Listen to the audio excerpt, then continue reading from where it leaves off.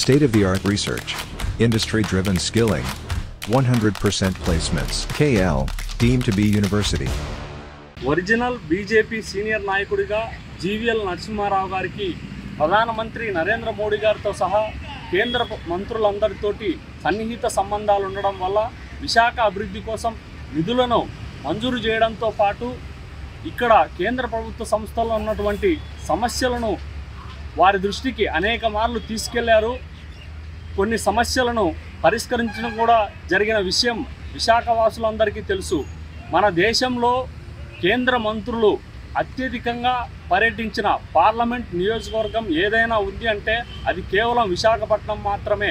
దానికి ప్రధాన కారణం జీవీఎల్ గారికి విశాఖ అభివృద్ధి పట్ల నిబద్ధతతో ప్రత్యేక శ్రద్ధ తీసుకొని కేంద్ర మంత్రులను విశాఖ పర్యటన కోసం ఆహ్వానించడం జరిగింది.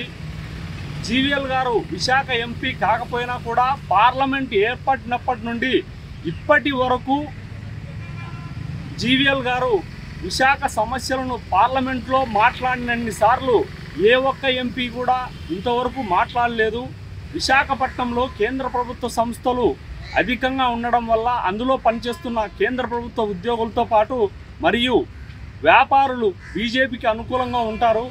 కాబట్టి ఏపీలో బీజేపీ కొంత బలంగా విశాఖలో మాత్రమే ఉండదనేది రాష్ట్ర ప్రజలందరికీ తెలిసిన విషయం. అలాంటప్పుడు బీజేపీ ఎంపీ సీటును విశాఖ ఎంపీ సీటును కనీసం కోరుకోలేదంటే తప్పనిసరిగా జీవీఎల్ గారు కుటుంబ రాజకీయాలకు బలి అయ్యారని స్పష్టంగా అర్థమవుతుంది.